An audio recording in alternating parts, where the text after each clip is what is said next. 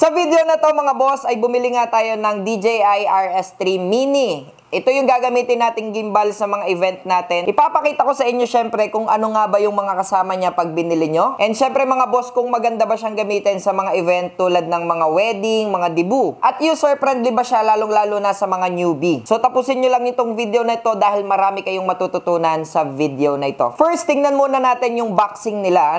Sa may bandang unahan, syempre, nakalagay na syempre, yung DJI RS3 Mini na pangalan. Ang sabi dito, ultralight nga po ito. Meron lang po itong 795 grams na timbang. Yung mismong gimbal lang mga boss. Maganda ito mga boss kung sakali na kayo ay nag-i-event na umaabot ng 10 hours ang inyong mga event. Hindi masyadong masakit sa ating mga braso. Sa may bandang likod naman mga boss, dito makikita kung ano yung mga laman niya sa box. Siyempre yung gimbal mismo, yung mini tripod, tapos yung quick release, L-shape multi-camera control, tapos may USB-C charging cable. Tapos yung screw kit niya mga boss, so check na natin. Wow!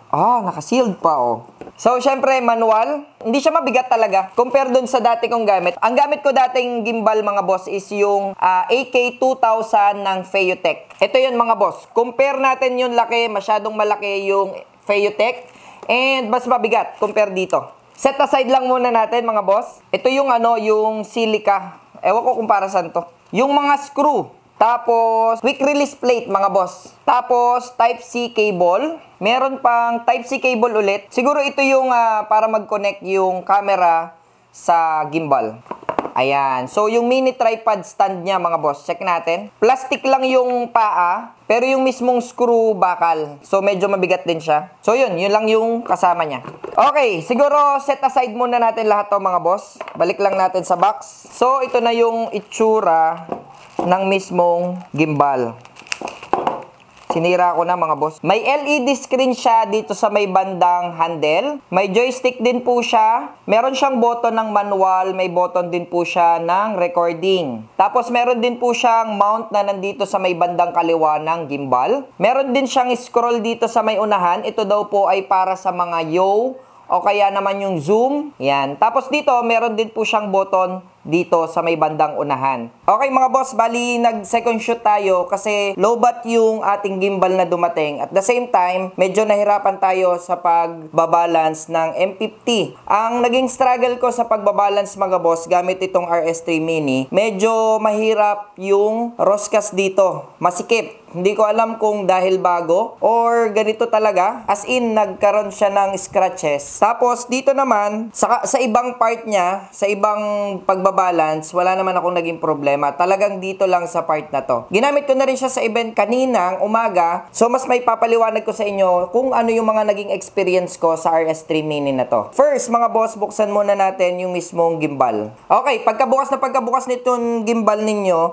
ipapaset up niya muna sa inyong cellphone. So, dapat may cellphone kayong daladala, dapat may internet connection. Magda-download kayo ng DJI Ronin application, nasa description below yung link para makapag-download kayo directly. I-download nyo lang yun, magagawa kayo ng account sa Ronin. Ko-connect nyo yung Ronin application at saka yung DJI na gimbal. Pagka-login nyo, pag na-setup nyo na yung account nyo, pagka nakapag-connect na yung Bluetooth ng gimbal at saka nitong cellphone mga boss, ay ang una nyong kailangan gawin sa application ay itong motor parameter. Click nyo yan. Tapos auto-tune. Kailangan mag-auto-tune siya mga boss. Aalog talaga yung camera at gimbal mga boss. Huwag kayong malilito at huwag kayong kakabahan. Okay? Kasi nag-tune nga po yung mga motor niya. Tapos, pwede rin yung advance. Ano ba yung pagkakaiba ng advance? Nandito kasi yung mga strength. Okay? Pwede nyo ring i-auto-tune yan mga boss kung gusto nyo. Kahit naman basic, walang problema. Pero pag medyo malaki, yung inyo pong ginagamit na mga camera, ay pwede nyo pong gamitin yung advance. Pag nag-successful na mga boss, ang pangalawa nyo naman kailangan gawin is yung balance test. Sa ganitong paraan mga boss, titingnan nyo kung tama ba yung pagkakabalance ninyo dito sa gimbal. Kailangan naka 15 degree to 45 degree po yung angle ng inyo pong gimbal. Tapos kung mapapansin nyo mga boss, gagalaw yan ng kusa kasi nagte-test po yan ng kanyang balancing. Huwag nyo lang tatanggalin sa 15 degree hanggang 45 degree mga boss. Balance test result, yung pan excellent, yung roll excellent, yung tilt excellent. Okay po yan. Okay, dito na tayo sa pag-ooperate ng mismong gimbal. Dito, yung button na to mga boss, kung mapapansin nyo, Pag pinindot ko ng isa itong nasa harap, maglalak yung gimbal sa ilalim. Nasa harap lang, kahit italikod mo po ng italikod yung gimbal, ay nakaharap lang po yung camera. Paano naman pag clinic natin ng tatlo? 1, 2, 3. Automatic po, magiging selfie po yan. Magagamit nyo sa mga pagbablog, kung gusto nyo mag-vlog, yan, pwedeng nyo pong gamitin yan. And ang maganda dito, magaan. Pag clinic nyo naman ng dalawa mga boss, tulad nung ginawa ko, yan, for example, nakaharap dyan yung camera or yung gimbal, double click lang po natin or double tap, automatic babalik sa harap or magre-reset po yung gimbal. Yung kanya lang position mga boss. So dito sa dial mga boss, meron tayong 4 na pwedeng pindutin. Una, click natin yung parang green. Diyan po, ang maganda dito, lalong-lalo na sa mga beginners, dito nyo po makikita kung tama ba yung pagkakabalance nyo po sa inyong mga gimbal. Dahil dito, for example, medyo may nahihirapan yung kanyang gimbal. Pag ginanyan nyo, magkukulay red. Ibig sabihin may mali po sa pagkakabalance ninyo ng gimbal po ninyo. Okay? So, napaka-user friendly nito mga boss. Kahit yung mga beginners ay hindi mahihirapan gamitin ito. Dito naman, sa pangalawa, yung tinatawag na calibration. Pag wala yung cellphone ninyo, pwede kayong mag-calibrate dito. Ayan. So, pwede nyo i-click yung start calibration and automatic yung parang nangyari kanina. Ganun lang din po yung mangyayari. Ika-calibrate niya lang ng tama at ng maayos yung inyo pong mga motor ng gimbal. Sa bawat gagamitin nyo yung gimbal, automatic kailangan po ay magka-calibrate kayo ng mga motor ng inyong gimbal para maiwasan po yung pagkasira agad ng inyong gamit. So, dito naman, meron tayong tinatawag na 4 na mode. Okay? First mode is yung PF. Yung PF po ay pan follow. Yung pan follow mga boss, ito lang. Yan. Pan follow po yan. Yung tinatawag na ganyan. Or PF. Pag ginanto mo yung gimbal mo, hindi po yan susunod. Pangalawa mga boss is yung tinatawag na PTF. Yung PTF is pan tilt follow. So kanina, pan lang yung gumagana. Ngayon, pati tilt mga boss. Yan. Sumusunod na rin po yan. Okay? So, ipaliwanag ko lang sa inyo, itong PF, mga boss, karaniwan tong ginagamit pagka mga beauty shots. Yan. Pwede ka mag-beauty shot ng pakanan, pakaliwa. Dapat na kontrolado mo po yung gimbal. Ayan. Then yung PTF naman mga boss, karaniwang ginagamit ito sa mga establishing shot. For example, malapit ka, lalayo ka, tapos papakita mo na yung mismong establishment. Pwede rin po gamitin yun sa gown. For example, medyo malapit ka sa gown, tapos lalayo ka, tapos papakita mo, i-reveal mo po yung mismong gown. Pwede po yun mga boss. Okay? FPV. FPV mga boss, ito na po yung kahit ano gawin mo sa iyo pong gimbal ay susundan po niya. Karaniwan namin to ginagamit mga boss pagka ang sinushoot namin is nagsasayaw. Yan.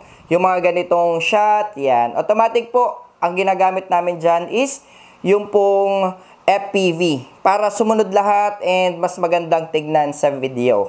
Tapos may tinatawag na 3D roll 360. Paano naman yan mga boss? Nakaganyan yan.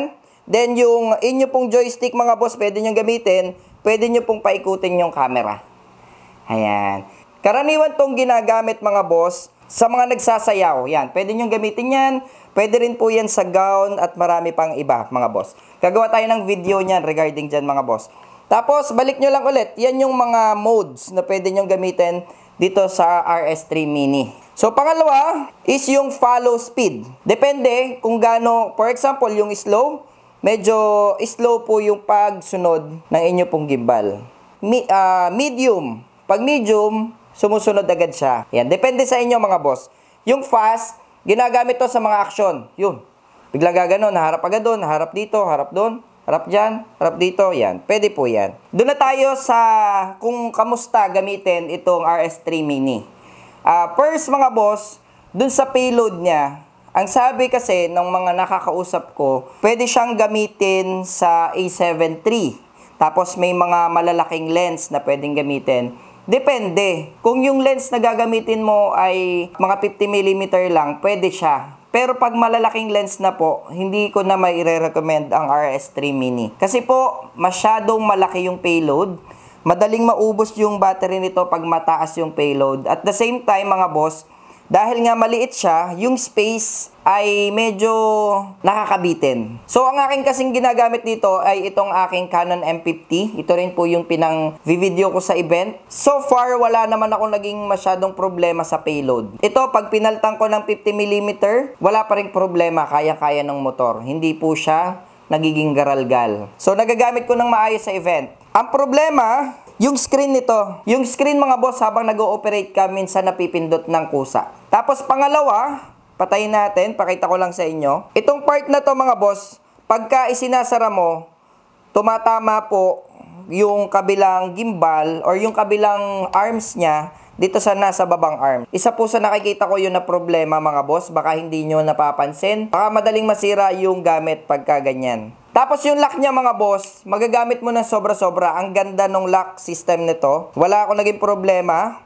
Yan, pwede kong i-lock pagka hindi ko ginagamit. Then, yun. Iwas sira ng makina. At the same time, mas masarap siyang hawakan pagka nakalock. So, dahil nga mini, dahil nga maliit siya, hindi ako nangalay. Yun lang yung naging problema ko. Siguro yung screen, medyo napipindot. Tapos, nakukulangan ako sa space. Dahil sobrang liit nga niya. So kung sakali mag-upgrade ako ng camera, kailangan ko rin mag-upgrade ng gimbal. Pero so far sa ngayon, habang ito yung gamit ko, wala akong magiging problema sa parte na yon. Tapos madali lang po siyang dalhin. May re-recommend ako po ba ito para sa mga nag-i-event, videographers? Yes.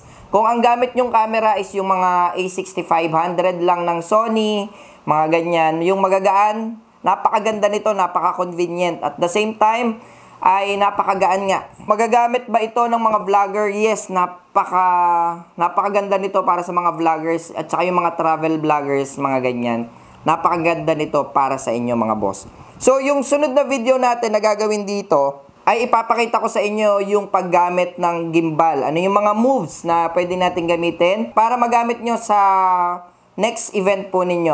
Gamit itong RS3 Mini. So yun mga boss, naipakita ko na sa inyo kung gaano kaganda gamitin itong DJI RS3 Mini. Kung gusto nyong bumili nito, ito po ay worth 16,990 pesos lang po. Nasa description below yung link ng Lazada at Shopee na legit. Kaya sure kayo na may darating sa inyong unit na ganito mga boss. And syempre gusto ko lang magpasalamat sa sponsor ng video na ito. Walang iba kundi ang GNC Computer Center. Kung gusto nyo magpagawa ng mga stickers, kung gusto nyo magpa-print ng mga mugs, cup, and syempre marami pang iba mga boss tulad ng mga tarpaulin, mag-message lang po kayo sa Facebook page nila. Nasa description na lang din para hindi na kayo mahirapan.